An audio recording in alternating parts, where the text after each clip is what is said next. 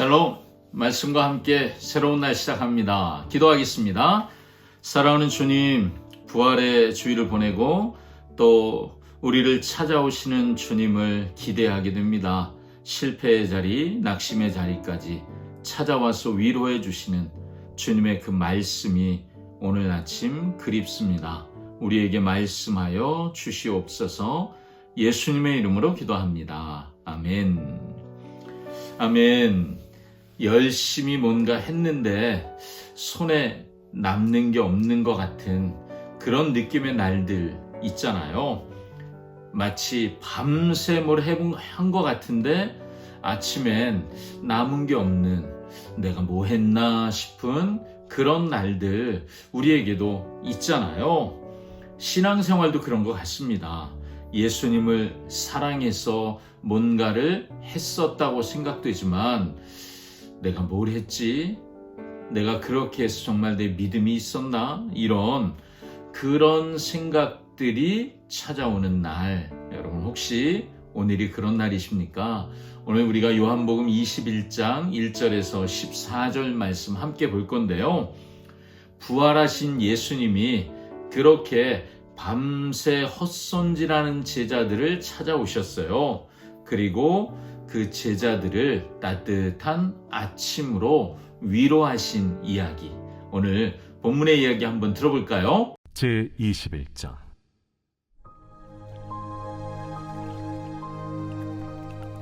그 후에 예수께서 디비랴 호수에서 또 제자들에게 자기를 나타내셨으니 나타내신 일은 이러하니라. 시몬 베드로와 디두모라 하는 도마와 갈릴리 가나 사람 나다나엘과 세베대의 아들들과 또 다른 제자 둘이 함께 있더니 시몬 베드로가 나는 물고기 잡으러 가노라.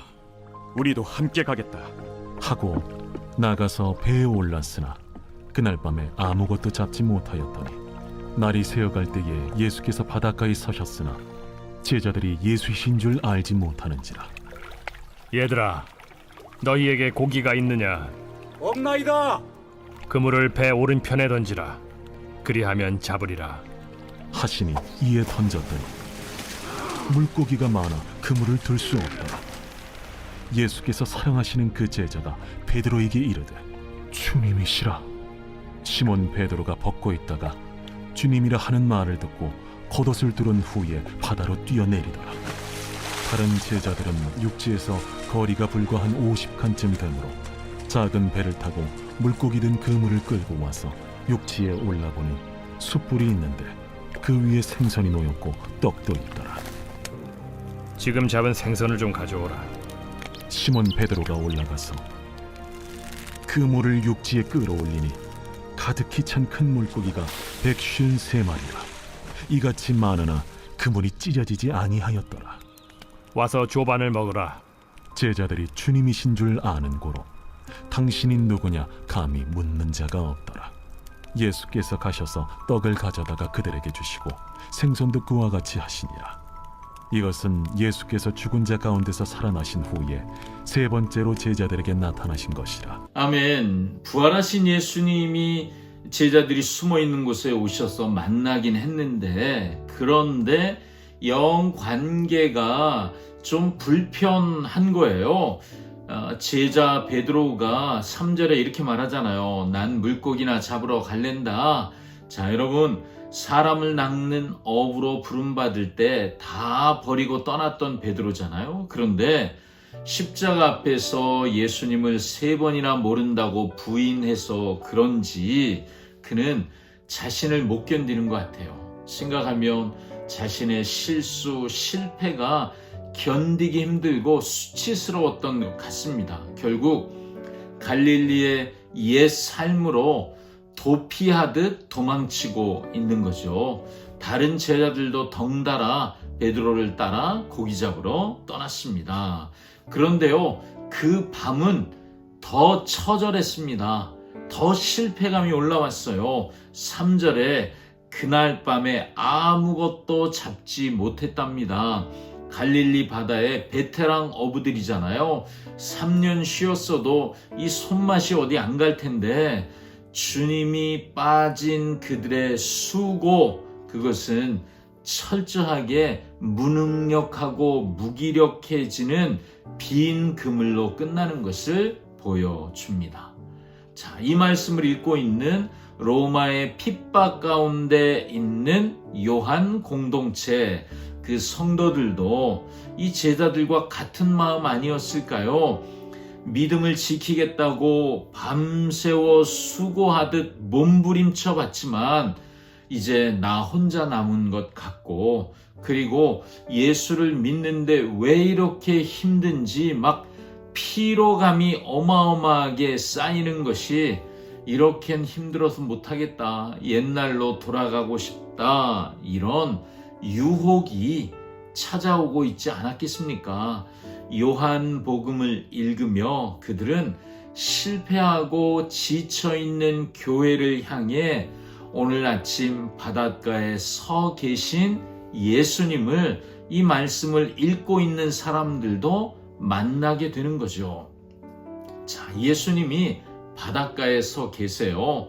그리고 실패하고 도망간 제자들을 꾸짖지 않으세요. 야, 여기 있었냐? 잘 걸렸다. 이렇게 하지 않으신다는 거죠. 얘들아, 너희에게 고기가 있느냐? 5절에 물으세요.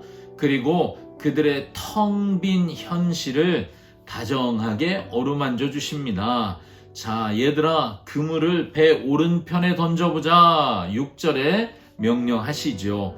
내 지식, 내 경험, 어부의 지식, 어부의 경험, 그건 지금 예수님의 말씀은 맞지 않아요. 그런데 내려놓고 주님 말씀에 순종했더니 153마리의 큰 물고기가 잡혔습니다.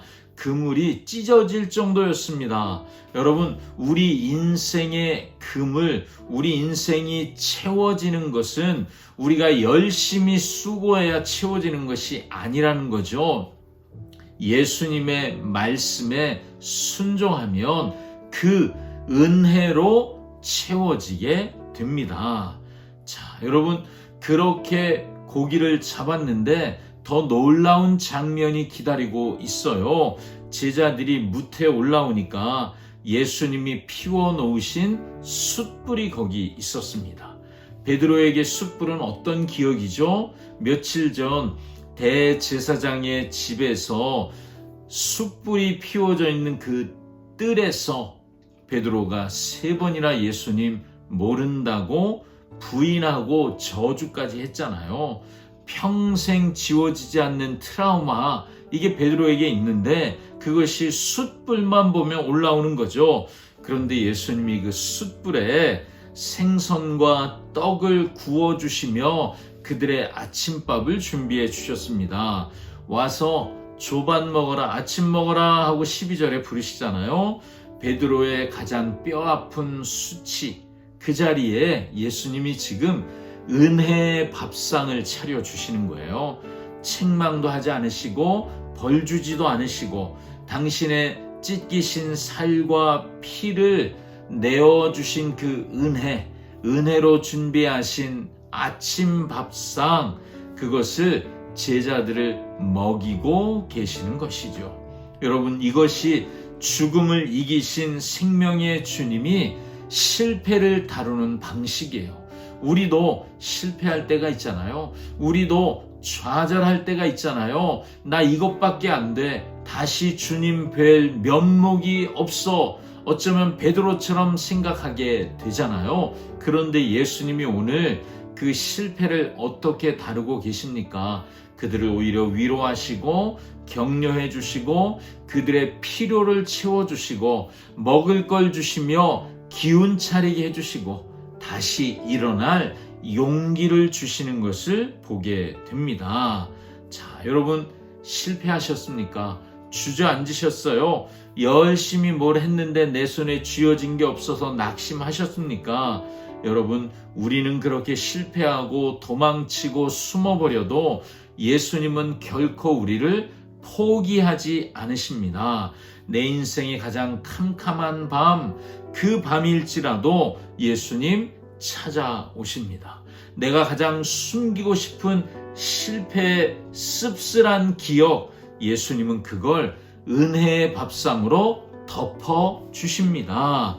와서 아침 먹자. 얘들아 같이 먹자. 여러분, 우리의 수치와 실패는 기억도 하지 않으시는 예수님의 방식, 그것이 우리를 격려하며 찾아오시는 예수님의 모습입니다. 오늘 우리가 애써 수고하지만 손에 안 잡히는 빈 그물, 그거 끌다가 지친 우리들, 여러분, 우리 마음속에 부활의 예수님을 모셔 드립시다. 나의 알량한 경험 내려놓으시고, 그리고 말씀대로 순종하여 그물을 던져봅시다. 다시 힘을 얻어 그 자리에서 일어서는 은혜가 넘칠 줄 믿습니다. 아멘. 기도하죠. 사랑하는 주님, 밤새 수고했지만 아무것도 잡지 못했고, 그물은 텅 비었고, 마음은 그에 비해 더 무거웠던 그 아침에 예수님이 찾아오셨습니다. 와서 아침 먹어라. 부활하신 예수님은 실패한 제자를 그냥 두지 않으시고 찾아오시고 만나주시고 위로해 주셨습니다. 주님, 우리가 주님의 위로가 필요합니다. 우리를 찾아와 주십시오. 만나 주십시오. 주님만 하실 수 있는 그 위로로 우리를 일으켜 주시옵소서. 예수님의 이름으로 기도합니다. 아멘. 아멘. 오늘도 말씀을 붙잡고 함께 일어섭시다. 샬롬.